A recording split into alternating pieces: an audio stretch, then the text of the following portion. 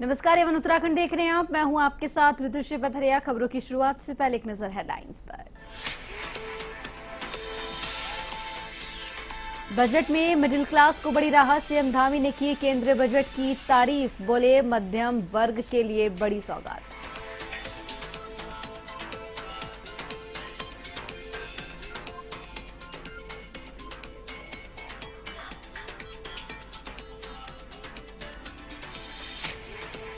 दिल्ली विधानसभा चुनाव का रण। सीएम धामी का धुआंधार प्रचार। आप पर बोला हमला। बोली ये पार्टी जो कहती है उसके उलट करती है।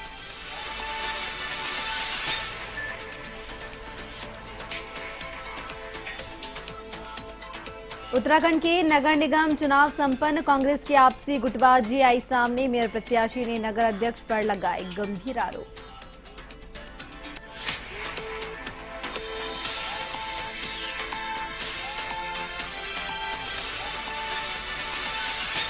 लोहागढ़ नेशनल हाईवे पर दिखा गुलदार। वन विभाग ने किया रेस्क्यू। घायल गुलदार का उपचार जारी।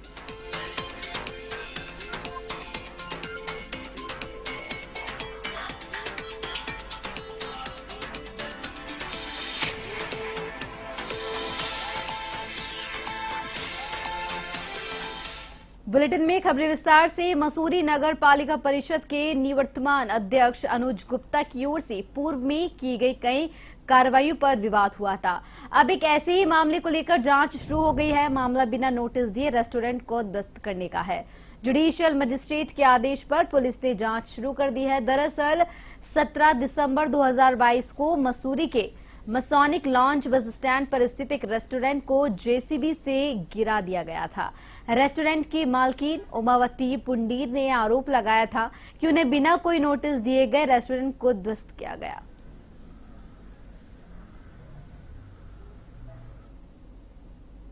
ये मेरा जो केस था वो रीओपन हो किया गया। हाँ। तो उसी के केस में पुलिस आ रखी थी। क्या क्या पूछताछ हुई आपसे? जो मेरे साथ घटित घटना को घटित उस दिन ये है, यही घटना घटी कि मेरी दुकान गलत तरीके से तोड़ी गई। हाँ। मेरे साथ बहुत बड़ा अत्याचार हुआ है।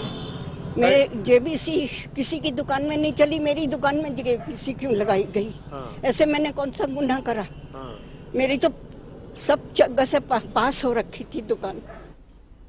चंपावत में सर्वे के बावजूद छतार में खुलने वाली एसबीआई की शाखा को अन्यंत्र खोलने पर छतारवासियों में आक्रोश फैल गया है। लोगों ने पुनेठी विकास समिति छतार के बैनर तले एसबीआई की शाखा खोलने की मांग को लेकर महिलाओं ने बस स्टेशन से एसबीआई तक नारेबाजी करते हुए प्रदर्शन किया। उन्होंने जनहित को देखते हुए एसबीआई की शाखा को छतार में खोलने की मांग को लेकर शाखा प्रबंधक को ज्ञापन दिया। साथ ही छतार में एसबीआई की शाखा न खुलने पर उग्र आंदोलन की भी चेतावनी दी।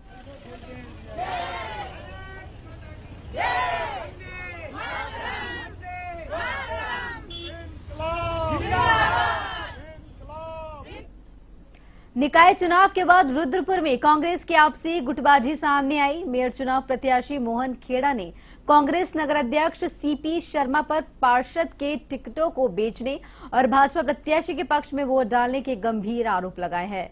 नगर निगम चुनाव में कांग्रेस ने मोहन खेड़ा को मेयर प्रत्याशी घोषित किया था। चुनाव के दौरान कांग्रेस की गुटबाजी साफ दिखाई दी। मनमाने तरीके से पार्षदों के टिकट वितरित किए जाने के आरोप लगे। तो वहीं चुनावों में बीजेपी प्रत्याशी ने करीब 13,000 वोटों से जीत दर्ज की थी। अब कांग्रेस के मेयर प्रत्याशी मोहन खेड़ा ने पार्टी के नगर अध्यक्ष सीपी शर्मा पर बड़े आरोप लगाए हैं। वहीं नगर अध्यक्ष सीपी शर्मा ने सभी आरोपों को खारिज कर दिया है। हमारे कांग्रेस के नगर अध्यक्ष जो कि पूरे चुनाव में पैसे की उगाही करते रहे, टिकट बांटते रहे, अपने दलालों को एक एक पार्षद के घर भेजा। उन्होंने एक एक पार्षद से उन्होंने पैसे की दलाली करी, पैसे की उगाही करी और उन्होंने ये जाकर कहा कि पार्षद अपना वोट मांगे, मेयर के लिए वोट ना मांगे। हमारे जो पदाधिकारी जबरदस्ती कुर्सी पर चिपके हुए हैं, उन्हें नैतिकता के आधार पर आज इस्तीफा दे देना चाहिए, नहीं तो कल इनको धक्के मारकर हटा दिया जाएगा। जो बेबुनियाद आरोप मेरे ऊपर लगाए हैं, जो बेफजूल की बात उन्होंने की है, ये बिल्कुल निराधार हैं और इनमें कोई भी सच्चाई नहीं है। और मैं दावा करता हूं, अगर मोहन खेड़ा जी की इन बातों में अगर जरा सी भी सच्चाई है तो वो किसी भी मंदिर में आकर इस बात को कसम खा लें और मंदिर में खड़े होकर इस बात को कह दें तो मैं सारे आरोप स्वीकार लूंगा। आरटीओ देहरादून में सड़क सुरक्षा सप्ताह के तहत चालकों के स्वास्थ्य को लेकर आई कैंप लगाया गया, जिसमें करीब 100 से अधिक लोगों ने इस शिविर में अपनी जांच करवाई। आरटीओ प्रशासन सुनील कुमार ने बताया कि पूरे देश में सड़क सुरक्षा सप्ताह मनाया जा रहा है। ऐसे में आरटीओ कार्यालय में भी आई कैंप लगाया गया। लाइसेंस बनवाने कार्यालय पहुंच रहे लोगों की आंखों की जांच की जा रही है। पूरे देश में सड़क सुरक्षा माह मनाया जा रहा है, जिसके अंतर्गत आरटीओ ऑफिस देहरादून के अंदर भी विभिन्न कार्यक्रम आयोजित किए जा रहे हैं। उसमें से एक कार्यक्रम था जिसमें आई चेकअप करवाना।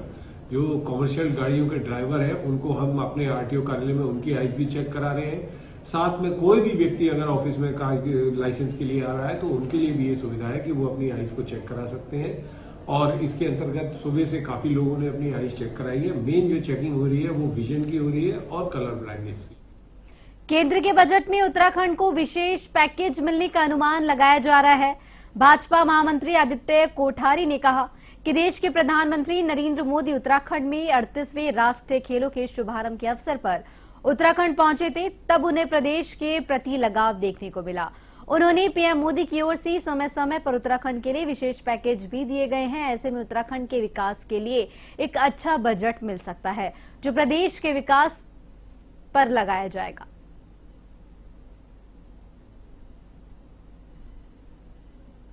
हर बजट में उत्तराखंड के लिए कुछ न कुछ विशेष रहता ही है, क्योंकि प्रधानमंत्री जी उत्तराखंड आकर के कहे गए हैं कि यह मेरा घर है उत्तराखंड। और इससे पहले भी उन्होंने कहा है कि आने वाला जो दशक होगा वो उत्तराखंड का दशक होगा।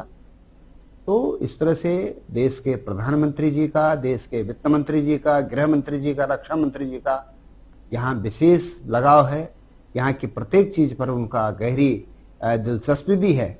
मुझे लगता है कि इस बजट में भी उत्तराखंड के लिए बहुत कुछ होगा, चाहे रेलवे लाइनों का विकास का मामला हो, सड़कों के विस्तारीकरण का मामला हो, नए नए एनएच का मामला है, औद्योगिकीकरण का मामला है। इन सभी चीजों पर, सभी विषयों पर उत्तराखंड को एक विकास की नई दिशा मिलेगी, ऐसा हम उम्मीद। हल्द्वानी में नेशनल गेम्स में स्विमिंग में गोल्ड की बरसात जारी है। शुक्रवार को 200 मीटर फ्री स्टाइल स्विमिंग में जहां दिल्ली की भव्या सचदेवा ने गोल्ड मेडल जीता, तो वहीं 50 मीटर स्विमिंग प्रतियोगिता में एक बार फिर कर्नाटक की दिनिधि ने गोल्ड मेडल अपने नाम किया। देर शाम उत्तराखंड की खेल मंत्री रेखा आर्य भी अंतर्राष्ट्रीय स्टेडियम गुलापार पहुंची, जहां उन्होंने प्राइज सेरेमनी में हिस्सा लिया।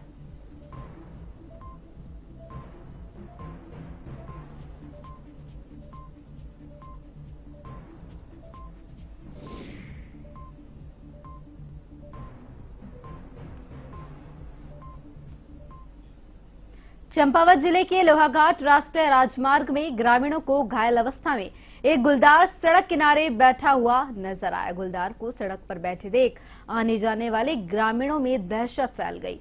ग्रामीणों ने बताया कि गुलदार ठीक से चल तक नहीं पा रहा था, जिसके बाद ग्रामीणों ने वन विभाग को इसकी सूचना दी। रेंजर राजेश जोशी ने बताया कि सूचना पर वन विभाग की टीम मौके पर पहुंची और गुलदार को रेस्क्यू किया। रेस्क्यू के दौरान घायल गुलदार का उपचार जारी है।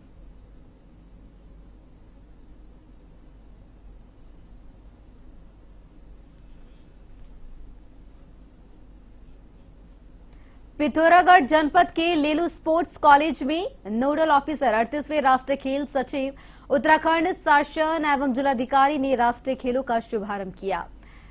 इस मौके पर सांस्कृतिक दलों की ओर से भव्य प्रस्तुति दी गई। इस दौरान इस मौके पर जनपद पहुंचे खिलाड़ियों का स्थानीय पारंपरिक तरीके से तिलक लगाकर पुष्प वर्षा कर स्वागत किया गया। इस दौरान जिलाधिकारी ने खिलाड़ियों से परिचय लेते हुए उनके साथ सेल्फी भी ली।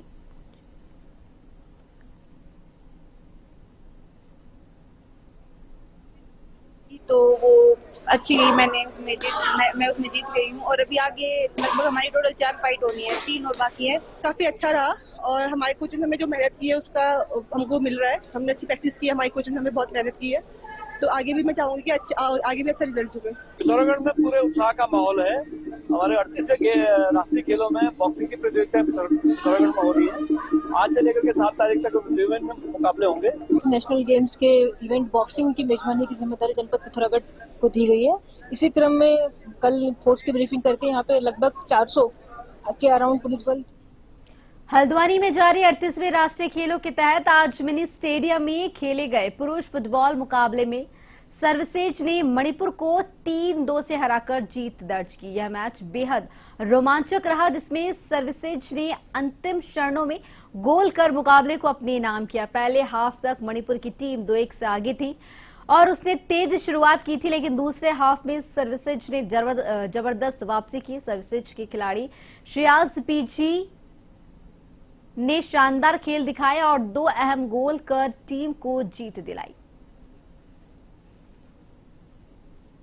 जरूरी था हमारे लिए मैच को जीतना। 3 पॉइंट हमारे लिए बहुत क्रूशियल थे। एक हार के बाद now we have come up, वापस आए हैं और boys played very well, we fought well. Now consistency आने लगी है टीम के लिए, तो हम लोग बहुत खुश हैं। Players are also happy.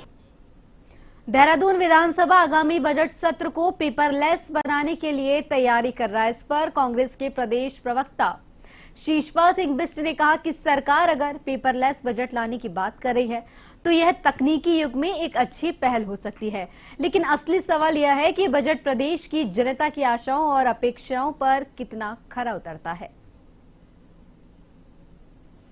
Budget सत्र निश्चित तौर पर आएगा और अगर सरकार कह रही कि पेपरलेस बजट होगा, अच्छी बात है, तकनीक का दौर है, उसका भी इस्तेमाल होना चाहिए। लेकिन पिछले वर्षों में जो बजट सरकार ने पेश किए हैं वो बजट बेरोजगारों को रोजगार देने में विफल रहे हैं, पहाड़ से पलायन रोकने में विफल रहे हैं, उद्योगों को पहाड़ चढ़ाने में विफल रहे हैं, बेटियों को सुरक्षा देने में विफल रहे हैं, स्वास्थ्य और शिक्षा के स्तर को सुधारने में विफल रहे हैं। देखते हैं इस बार सरकार पिछली नाकामियों से क्या सबक सीख।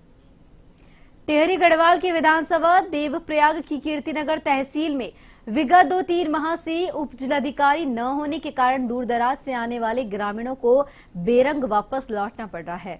आपको बता दें कि कीर्तिनगर तहसील में 97 गांव आते हैं। ग्रामीणों का कहना है कि तहसील में स्थायी उप जिलाधिकारी न होने के कारण स्थायी निवास जन्म प्रमाण पत्र सहित उप जिलाधिकारी से संबंधित प्रमाण पत्र न बनने के कारण दूर दराज से आने वाले ग्रामीणों को वापस लौटना पड़ रहा है।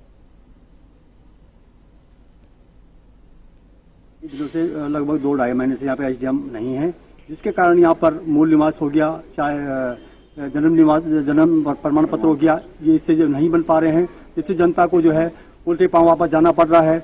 और हम विधायक जी से ये निवेदन करते हैं कि वो तुरंत अतिशीघ्र यहाँ पर जो है एसडीएम को लाएं और जिससे यहाँ पे सभी कोर्ट संबंधी कार्य पूरे हो सके। दूर दराज से लोग आते हैं और अपने काम के लिए आते हैं, और जब यहाँ पर उनको पता चलता है कि उप जिलाधिकारी यहाँ पर नहीं है, तो मैं कहना चाहता हूं कि यहाँ पर तुरंत जो है सरकार को चेताना भी चाहता हूं कि यहाँ पर तुरंत जो है एसडीएम की नियुक्ति करें। मुझे भी एक जरूरी काम से यहाँ पर आना था। मैंने देखा कि एसडीएम साहब यहाँ पर है नहीं, और जब मैंने पता किया अधिकारियों से तो मालूम चला कि यहाँ एसडीएम जो मैडम थी उनका ट्रांसफर बहुत पहले हो गया था, लेकिन लंबे समय से यहाँ पर जो है एसडीएम नहीं है और एक अतिरिक्त परिवार जो है नरेंद्र नगर के एसडीएम को दिया गया है।